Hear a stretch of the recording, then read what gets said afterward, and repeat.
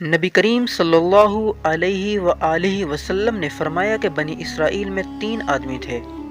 ان میں سے ایک آدمی کوڑ کا مریض اور دوسرا آدمی آنکھوں سے نابینا اور تیسرا آدمی کے سر کے بال نہیں تھے۔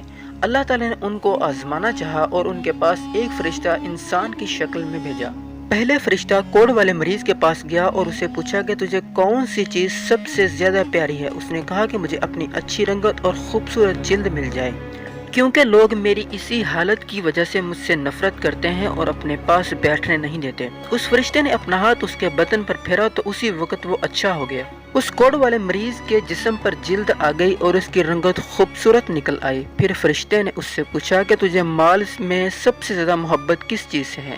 تو اس نے کہا کہ مجھے سب سے زیادہ محبت اونٹ سے ہے۔ پس اس فرشتے نے اسے ایک گابن اونٹنی اس کو دے دی اور کہا اللہ اس میں برکت دے۔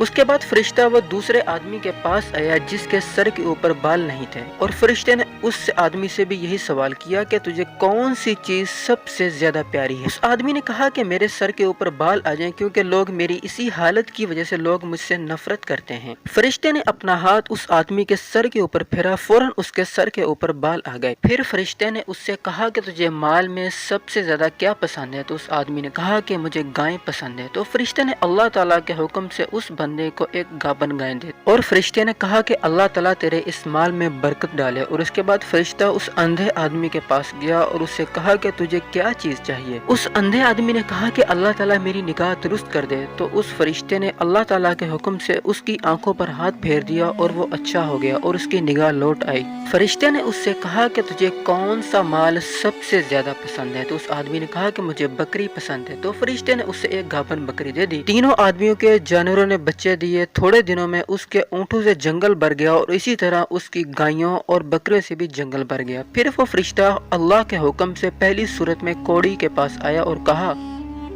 کہ میں ایک مسکین آدمی ہوں، میرے سفر کا سارا سامان ختم ہو گیا ہے اور منزل مقصود تک پہنچنے کا کوئی سلسلہ نہیں سوائے خدا کے اور تیرے۔ میں اس اللہ کے نام سے جس نے تجھ کو اتنی اچھی رنگت دی اور اتنی اچھی جلد دی، میں تجھ سے ایک اونٹ مانگتا ہوں، اس پر سوار ہو کر اپنے گھر پہنچ جاؤں۔ اس کوڑی نے کہا کہ یہاں سے چلا جا، مجھے بہت سے حقوق ادا کرنے ہیں، تجھے دینے کی اس میں گنجائش نہیں۔ فرشتہ نے کہا کہ شاید تجھ کو میں جانتا ہوں، کیا تو کوڑی ہی تھا؟ لوگ تجھ سے گھن و نفرت کرتے تھے، پھر اللہ تعالیٰ نے اس قدر مال عنایت فرمایا۔ اس کوڑی نے کہا واہ کیا خوب، یہ مال تو میری کئی پشتوں سے باپ دادا کے وقت سے چلا آ رہا ہے۔ فرشتے نے اس آدمی کو کہا اگر تو جھوٹا ہے تو خدا تجھ کو ویسا ہی کر دے جیسا کہ پہلے تھا۔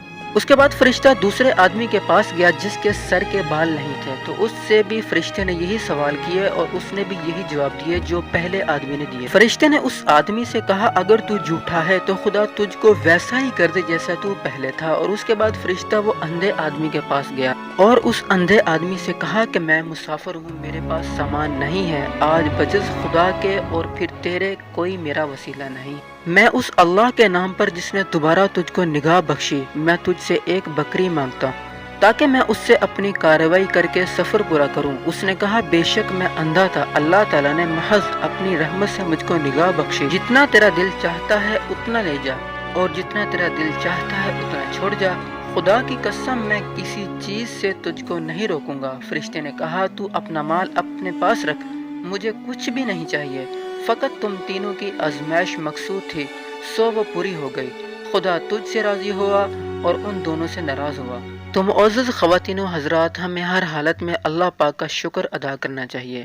آپ لوگوں نے ناشکری کا نتیجہ دیکھ لیا کہ اللہ پاک ان دونوں سے ناراض ہو گیا اور ان سے تمام نعمت چھین لے گئی، جیسے تھے ویسے ہی ہو گئے اور خدا ان سے ناراض ہو گیا۔ دنیا اور آخرت میں دونوں نامراد ہوئے، اور اس اندھے کو شکر خداوندی کی وجہ سے کیا عوض ملا کہ اس کے مال میں مزید اضافہ ہو گیا۔ خدا اس سے راضی ہوا اور دنیا و آخرت دونوں میں کامیاب ہوا۔ آخر میں آئی ہم سب مل کر دل کی گہرائیوں سے دعا کریں کہ اللہ تعالی ہمیں ان تمام واقعات سے سبق اور عبرت حاصل کرنے اور نیک اعمال کر کے اپنی آخرت بنانے کی توفیق عطا فرمائے۔ وما علینا الا البلاغ المبین۔